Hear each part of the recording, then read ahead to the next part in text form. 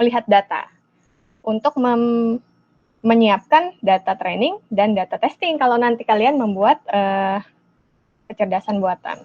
Nah, kalau tadi kan cuma sampai actual power sampai forecasted load ya. Gimana nih kalau ketambahan data cuaca? Nah, ketika data cuaca ini datang, kan makin banyak lagi ya, berarti intinya informasi yang bisa kita sematkan kepada sebuah training input. Bisa jadi kelompok-kelompok datanya itu data clusteringnya berdasarkan cuacanya, misalnya ya, ini ada berdasarkan temperaturnya, pakai Kelvin ini ya, makanya dia 268. Kalau pakai Celsius udah di neraka kita ini. Kalau panasnya segini ya. Nah, ini bisa, jadi dari data ini nih kita bisa lihat bahwa data, walaupun yang kita inginkan itu adalah data daya gitu kan, ternyata ada banyak label yang bisa tersematkan di sana. Bisa diklasifikasi berdasarkan jam, bisa diklasifikasi berdasarkan hari, bisa diklasifikasi berdasarkan weather gitu kan, entah itu cuaca panas atau cuaca dingin, atau kondisi tanpa awan ataupun dengan awan, hujan atau tidak, seperti itu. Jadi ini sebenarnya data treatment-nya. Kalau kita mau membuat model, kita pastikan dulu inputnya harus sesuai gitu kan. Nah, cara-caranya bisa jadi kita punya dulu apa aja data yang kita punya, kita lihat aja dulu semua kan, yang kayak tadi. Terus baru kita cek korelasinya dengan output yang kita tuju. Ketika dia memiliki korelasi yang tinggi, berarti kita bisa pakai data itu untuk menjadi input di model kita. Dan klasifikasinya bisa juga berdasarkan hari kerja atau hari tidak kerja. Ini salah satu contoh aja, nggak saklek ya. Nah, di sini data tadi, seperti yang saya sudah bilang, ketika kita punya data, kita harus pastikan dulu target kita apa sih. Oh, day ahead, berarti kita butuh 24 hour, 24 jam setelahnya yang akan kita observasi. Di mana data training kita? Oh, data training kita dari ini sampai sini. Tapi kan kita harus nge-training model dulu, baru dites dulu kan secara lokal. Oh ya. Baik, berarti kita harus data yang ada yang selain data target harus tetap dibagi lagi. Ini training sebenarnya, ini testing sebelum dia dites dengan data dengan actual condition. Seperti itu ya. Semoga bisa diterima.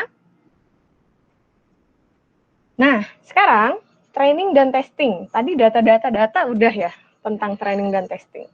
Sekarang apa sih proses training itu? Proses training, proses belajar itu adalah sebuah proses di mana sebuah sistem yang kita bangun itu bisa belajar gitu, bisa mengerti dan nantinya bisa mengambil keputusan. Nah, ini no free lunch rule. Artinya mau dapat hasil yang bagus ya harus belajar gitu kan. Jadi bagaimana kita biar belajar itu nanti menghasilkan hasil yang bagus ya dengan membagi training set dan testing data setnya tadi dengan distribusi yang sama gitu. Jadi kita bisa, kalau ada datanya ini berapa nih? 1, 2, 6, 8.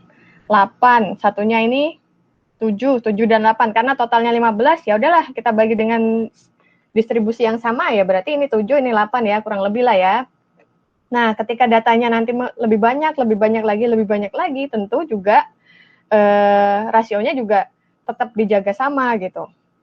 Tetap perbandingan 50-50, seperti itu.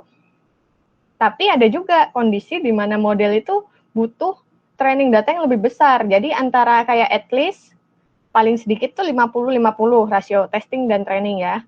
Tapi kadang testing itu cuma perlu 30% dan trainingnya 70%. Nah, itu semua tergantung kita yang mendesain gitu. Sekarang, performance. Ketika kita mengaplikasikan AI gitu, mengaplikasikan sebuah kecerdasan buatan tadi, ngapain gitu kan ya? Memang mau mencapai goal apa gitu kan? Nah, di sini ada tentu ada sebuah unjuk kerja yang harus kita amati. Beberapa faktor yang mempengaruhi performance dari sebuah kecerdasan buatan itu, dari sebuah algoritma itu adalah bagaimana kita memodelkan trainingnya gitu kan, membuat proses training. Terus The form and extent of initial background knowledge. Bagaimana kita bisa memilih input apa yang kira-kira cocok untuk target yang kita inginkan. Ya tadi itu contohnya adalah dengan mungkin correlation analysis. Kita cek ke kecocokannya gitu kan, kuat tidaknya hubungan si input dengan output yang kita tuju. Kan input ada banyak, jadi kita masukin ke dalam correlation analysis satu-satu. Misalnya temperatur, berapa sih koefisien hubungannya dengan si daya itu? Oh, ternyata cuma 0,3 gitu. Baik, bagaimana kalau status hujan? Oh, ternyata status hujan malah lebih tinggi, 0,5. Oke, berarti kalau kita disuruh memilih antara hujan dengan temperatur, kita tentu memilih hujan sebagai input dari sebuah model yang kita bangun, karena dia memiliki korelasi yang lebih tinggi gitu kan, daripada yang si temperatur tadi untuk daya yang menjadi target kita. Kemudian, kita sudah belajar, terus apa yang harus kita cek? Hasilnya, ya kan? Makanya untuk melihat sebuah performance tentu juga kita harus lihat feedback-nya apa gitu nanti. Kalau sudah ada hasilnya, emang mau dikemanain hasil ini gitu kan. Terus, the learning algorithm. Jadi untuk mengetahui performance itu dipengaruhi oleh bagaimana trainingnya, apa data yang diinputkan, hasilnya itu kira-kira gimana, ada feedback-nya apa gitu kan, dan apa metode yang kita gunakan gitu ke aplikasi kita ini gitu. Jadi sangat penting itu sebuah model dan sebuah optimisasi gitu agar mendapatkan performance yang diinginkan. Bagaimana dengan algoritma? Algoritma itu sendiri sebenarnya tergantung dari desain kita gitu. Apakah kita bisa mendesain input yang tepat untuk masalah yang kita inginkan ini tadi gitu. Jadi itu aja sih sebenarnya ya. Gimana pinter-pinter kita kayak bikin kue lah. Kira-kira ingredients-nya apa ya? Oh, resepnya apa nih? Resep itu apa supaya bisa jadi kue bolu gitu kan. Nah, kalau di machine learning sebenarnya gampang. Inputnya apa? Kan pertama kita tahu masalah dulu. Sudah kita tahu masalah, kita tinggal saya tahu masalahnya ini, terus saya ingin membuat jadi lebih baik gitu. Kita sudah tahu resultnya maunya apa gitu kan, ekspektasinya. Sekarang tinggal cari resepnya, sama desain inputnya apa gitu. Itu aja. Nah, sekarang ada lagi nih pertanyaan.